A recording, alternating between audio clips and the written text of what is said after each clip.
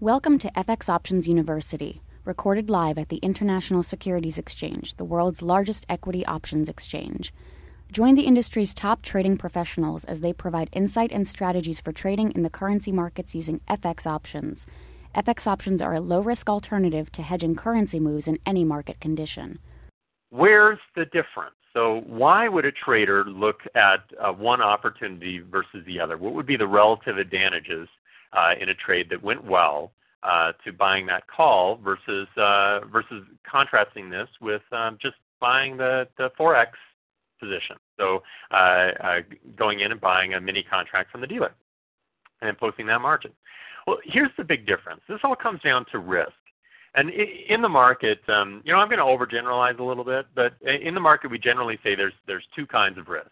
There's market risk, which is that's the risk that's in any specific position that it's going to go against you, that something's going to surprise you and your forecast is going to turn out to be wrong, and that our long position on the euro turned out to be incorrect. It just whipsawed and the market headed right back down again. And traders will do a couple of things to try to mitigate market risk. The other kind of risk, of course, is systemic risk, which is, you can't avoid it. It's just one of those things that happens. Anybody who's been trading any time in the last 10 years should be pretty familiar with what systemic risk is. So we're going to ignore it for now, because traders spend a lot of time trying to minimize market risk, to try to fix it so that they have a known risk amount instead of an unlimited risk amount. Especially Forex traders spend a lot of time doing this and will construct very elaborate conditional orders to try to do this. So and which all kind of fall into this category of stops.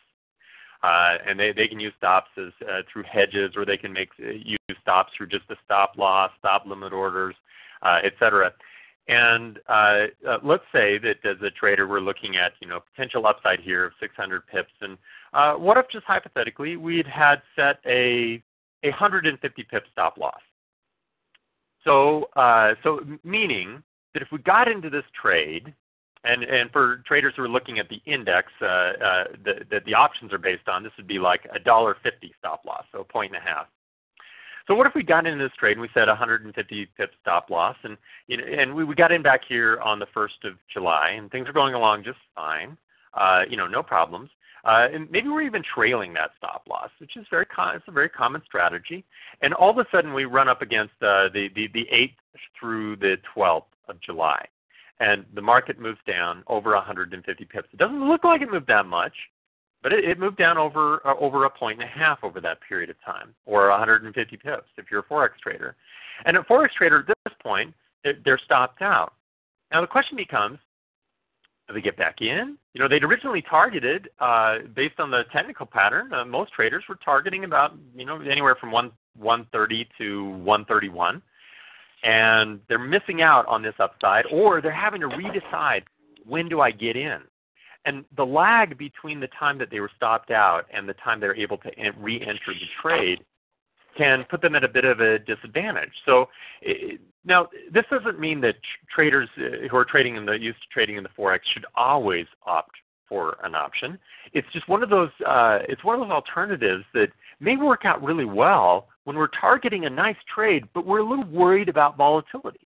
And this is the perfect example. An inverted head and shoulders pattern is really attractive, but at its heart, it's a counter-trend move. So counter-trend moves tend to be, a little bit more risky. I think most technicians would agree that, trading with the trend is usually a little less risky, but the upside can be really attractive. So traders may take that position anyway. And this would be the kind of scenario where we would evaluate an option, because here's the difference. The call cost us $3 to get into, and we already know that's our max risk. We know that that's the most that we could risk. So while a Forex trader, this is really common, and you may, I would suggest there's a high likelihood that you may fall into this category at times, where you get stopped out more than once. So if you had 150 pip stop loss and you're targeting 600 to the upside, did you get stopped out twice? Because if you did, you've now equaled the amount that was spent on that call. That call has limited risk because you're long. So you only have that $3 at risk, which means that if the market broke out here on the 1st, and then it didn't just go down 150 pips, Maybe it went down a lot more. Maybe it went down 300 or 400 pips to the downside. You didn't get stopped out because you didn't have a stop. You just let the call ride because you knew this was the most I have at risk. Now, all of these things that I've just looked at are all variables.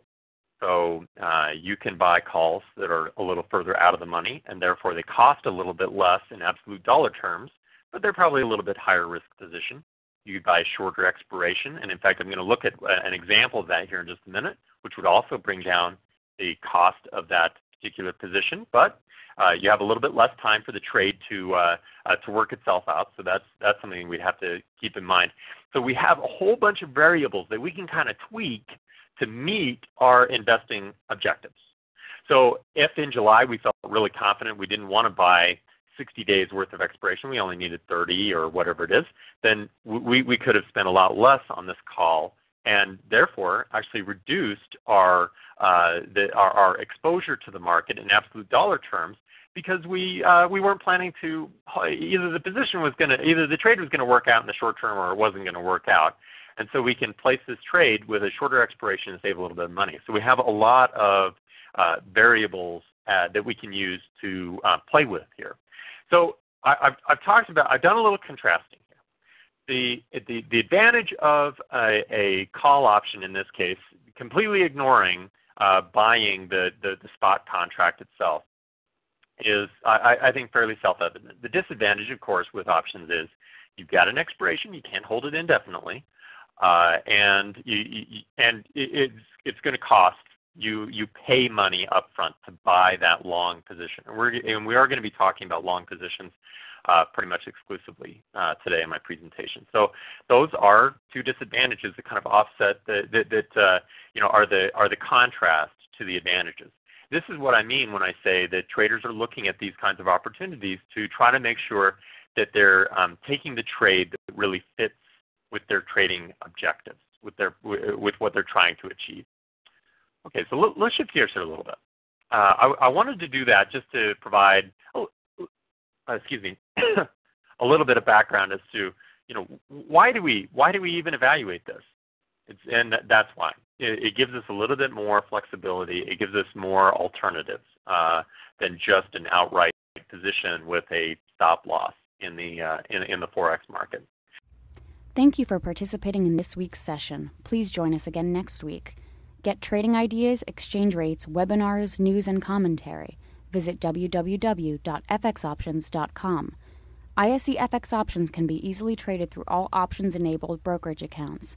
These exchange-listed securities are cash-settled in U.S. dollars and have a European-style exercise.